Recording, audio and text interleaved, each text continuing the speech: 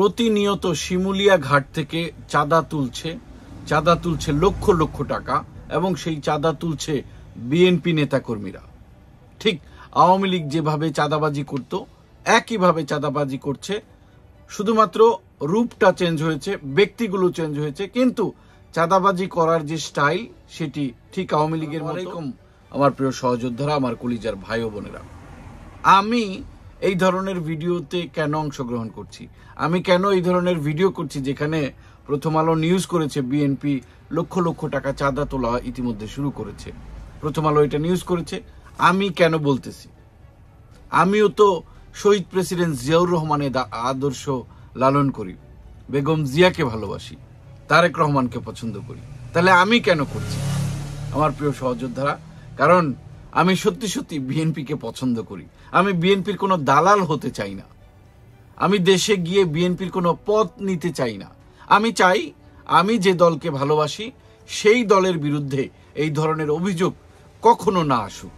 প্রিয় সহযোদ্ধারা, প্রথম আলো নিউজটি করেছে শিমুলিয়া ঘাটের নিয়ন্ত্রণ নিয়ে চাঁদা তুলছে বিএনপি নেতাকর্মীরা। মুন্সিগঞ্জ লৌহজং উপজেলার শিমুলিয়া ফেরিঘাট, মাছঘাট ও ট্রলার ঘাট থেকে দখলে নিয়েছে বিএনপি নেতাকর্মীরা। তারা উপজেলার কুমারভোগ ইউনিয়নে বিএনপির সভাপতি কাউসার তালুকদারের নেতৃত্বে বিএনপির যারা সিনিয়র আছেন, যারা বিএনপিকে লালন পালন করেন, তাদেরকে এবং জনাব তারেক রহমানকে অনুরোধ করব যে এই কাউসারকে একটু খোঁজ নেন, যে বিএনপির এত বড় ক্ষতি করছে, যার কারণে প্রথম আলোতে এইভাবে নিউজ হয়। তার নেতৃত্বে অনুসারীরা এই কাজ করছেন বলে অভিযোগ পাওয়া গেছে এবং প্রমাণ পাওয়া গেছে। ইজারাদার সূত্রে জানা যায়, পদ্মা সেতু চালু হওয়ার আগে শিমুলিয়া ফেরিঘাটটি যাত্রী পারাপারের জন্য ব্যবহার হতো। সেই উদ্বোধনের পর ঘাট দিয়ে যাত্রী পারাপার বন্ধ হয়ে যায়। তবে প্রতিদিন হাজার দর্শনার্থী এখানে বেড়াতে আসেন। টিআইডব্লিউডিউর কাছ থেকে লৌহজন উপজেলার কৃষক লীগের সাধারণ সম্পাদক সুলতান মোল্লা 1,42,00,000 টাকার ঘাটের ইজারা নেন। সেই সঙ্গে আলাদা করে 8 লক্ষ টাকা এখানকার দুটি ট্রলারের এবং ঘাট 10 লাখ টাকা একটি মাছ ঘাটের ইজারা নেন তিনি। বিধি মেনে ঘাটের কার্যক্রম চলছিল। ইজারাদার স্থানীয় সূত্রে জানা গেছে 5ই আগস্ট আওয়ামী লীগ সরকারের পতনের পর দলটির গুরুত্বপূর্ণ নেতাকর্মীরা আত্মগোপনে চলে যায়। এই সুযোগে কুমারবোক ইউনিয়নের বিএনপির সভাপতি কাউসার তালুকদারের নেতৃত্বে ইউনিয়নের বিএনপি যুবদল ছাত্র দখলে নেন এবং যারা প্রকৃতপক্ষে ইজারা নিয়েছেন তাদেরকে টাকা তুলতে বাধা দেন। 16ই আগস্ট ঘাটের পার্কিং, ট্রলার ঘাট, দোকান, রেস্তোরাঁ থেকে কাউসারের লোকজন নিজেরা টাকা তুলতে শুরু করেন। সুলতান মোল্লা প্রথম আলোকে জানান, মাছঘাট, ট্রলার ঘাট, শিমুলিয়া ঘাট সবকিছু কাউসার তালুকদার ও তার দলের লোকজন রেখেছে। আমরা টাকা বিনিয়োগ করেছি, অথচ তারা বিনিয়োগ ছাড়া 30 ভাগের বেশি আমাদের কাছ থেকে নিয়ে চলে যাচ্ছে। তাদের লোকজন দিয়ে তারা টাকা তুলছেন, তারা এখন আমাদের ভাগের টাকা দেননি। তবে বিএনপির লোকজনের ভয়ে এর চেয়ে বেশি কিছু বলতে রাজি হননি সুলতান মোল্লা। তিনি বলেন, 30 আগস্ট টাকা ভাগ বাটোয়ার হওয়ার কথা, জানি না সেদিন তারা কি করবেন। তবে দখলের অভিযোগ অস্বীকার করেছেন বিএনপি নেতা কাউসার মোল্লা। তবে তাদের সরগরব উপস্থিতি কিন্তু সেখানে লক্ষ্য করা গেছে। তিনি মুঠোফোনে প্রথম আলোকে বলেন, কিছু ছাত্র পোলাপান ঘাটে। কাউসার তালুকদার মুঠোফোনে প্রথম আলোকে জানান, কিছু ছাত্র পোলাপান ঘাটে এসে ইজারাদারদেরকে বিরক্ত করছিল। ছাত্র পোলাপান বাংলাদেশকে স্বাধীন করেছে। আর তালুকদার সাহেবের বক্তব্য হচ্ছে, কিছু ছাত্র পোলাপান ঘাটে এসে ইজারাদারদেরকে বিরক্ত করছে। ইজারাদার ইউএনও সাহেবের সঙ্গে বসেছিলাম। ইউএনও সাহেব সরকারি ইজারা যেন নষ্ট না হয় এজন্য আমাদেরকে দেখে রাখতে বলছেন। বুঝলেন তো? বিএনপি নেতা তালুকদার সাহেবকে, কাউসার তালুকদার সাহেবকে দেখে রাখতে বলা। দাবি করেন টাকা তুলে ভাগ বাটোয়ারার বিষয়টি মিথ্যা। টাকা তোলার কাজ সেখানে আমাদের কেউই করেনি, ইজারাদারের লোকজনও আছে, টাকা তুলে জমা নেওয়া হচ্ছে। এগুলা কিভাবে কি করা হবে নির্ধারণ করা হবে পরে। কিন্তু কাউসার সাহেব এই ক্ষমতা কোন এখতিয়ারে পান যে তিনি সিদ্ধান্ত নেবেন কোথায় কি হবে এবং এটা মানে কেমনে এটা টাকা যাবে? যারা নিচ্ছে তারা যদি আওয়ামী লীগও করে তো সমস্যা কোথায়? প্রশাসন আছে, তারা একটা ব্যবস্থা নিবে, তাদের ইজারা নেয়ার যে সিস্টেম সেটা যদি আইন বহির্ভূত হয় সেটা আইন প্রয়োগকারী সংস্থা ব্যবস্থা নেবে। বিএনপি নেতা কাউসার সাহেব সেখানে কেন টাকা তুলছেন, তিনি কেন টাকা বন্টন করছেন, এবং তিনি কাউসার সাহেব কেন এই কথা বলছেন যে এটা পরে ব্যবস্থা করব, আমরা টাকা জমা নিচ্ছি? এটা কোন ধরনের নিয়ম কাউসার সাহেবরা চালু করতে চাচ্ছেন? আসলে বিএনপি নেতা কাউসার তালুকদার ফোন রেখে দেওয়ার পর তার পক্ষের 3 ব্যক্তি এই প্রতিবেদককে ফোন করেন এবং দেখা করতে বলেন। এর মধ্যে একজন নিজেকে সাংবাদিক পরিচয় দেন, নিজেকে ছাত্র আন্দোলনকারী পরিচয় দেন। তার মানে ঘটনা এখানে শেষ না। প্রথম আলোর যে নিউজ যিনি করতে গেছেন তার সাথে 3-4 জন আবার দেখা করছেন এবং একজন ছাত্র আন্দোলনকারীদের পক্ষে বলছেন যে উনি হয়তো সমন্বয়ক দাবি করছেন, উনি হয়তো বুঝতে পারছেন তো বিষয়টা, এবং একজন সাংবাদিক দাবি করছেন যে তুমি যে নিউজ করো এগুলো আমরা কিন্তু করতে পারি। মানে চিন্তা করা যায়। এইটার জন্য তো আসলে দেশ স্বাধীন হয় নাই যে লিয়াজু করবেন, আপোষ করবেন, সিস্টেম করবেন, এগুলোর জন্য তো দেশ স্বাধীন করি। আমরা 15 বছর তো এই চাপা ক্ষয় করতেছি তো এই জন্য না, আমরা সুন্দর একটি বাংলাদেশের স্বপ্নে এইসব করছি, তাই না? এর ব্যতিক্রম কি কিছু আপনি স্বপ্ন দেখেছেন? তালুকদার সাহেব হয়তো দেখেছেন, কাউসার সাহেব হয়তো দেখেছেন, তবে আমি বিশ্বাস করতে চাই বিএনপির সিনিয়র নেতারা এটিকে রুখে দেবেন, কাউসার সাহেবদের রুখে দেবেন। লৌহজং উপজেলার কর্মকর্তা ইউএনও মোহাম্মদ জাকির হোসেন বলেন, কাউসার সাহেবেরা যে কথা বলেছেন এমন কোনো কথা তার সঙ্গে আমার হয়নি। চিন্তা করছেন, এখানে একটু আগে যেই কথাটা আপনাদের বলছিলাম যে কাউসার সাহেব বলতেছে যে টিউনো সাহেবের সাথে কথা বলে আমরা এটাকে একটা সুরাহা করছি, টিউনো সাহেব আমাদেরকে দায়িত্ব দিচ্ছেন যাতে দেখে রাখি।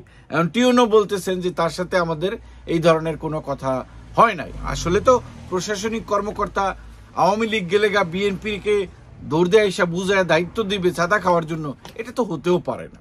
প্রিয় সহযোদ্ধারা, সরকার পতনের কয়েকদিন পর ঘাট নিয়ে নানান রকম দেনদরবার হয়।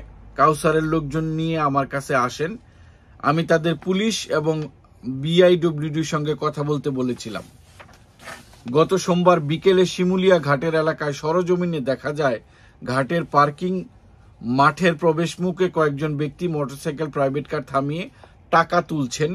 এই সময় তাদের সঙ্গে কথা বলেন তারা জানান তারা কাউসার তালুকদারের লোক।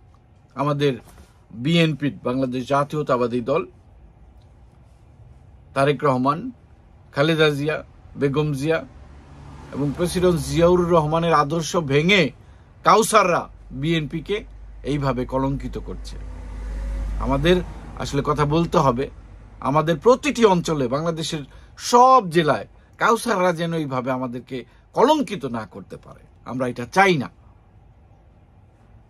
আরো 15 বছর দেশে যাবো না, কিন্তু আমরা চাই না কাউসাররা যেন এরকম না করতে পারে। টোল আদায়ের দায়িত্বে থাকা মোহাম্মদ আল আমিন বলেন, মোটরসাইকেল প্রতি 20 টাকা, প্রাইভেট কার থেকে 40 টাকা নেওয়া হয়েছে। কিছুদিন আগে সুলতান মোল্লার লোকজন টাকা তুলতেন, এখন কাউসার তালুকদারের লোকজনরা এই টাকা তোলেন।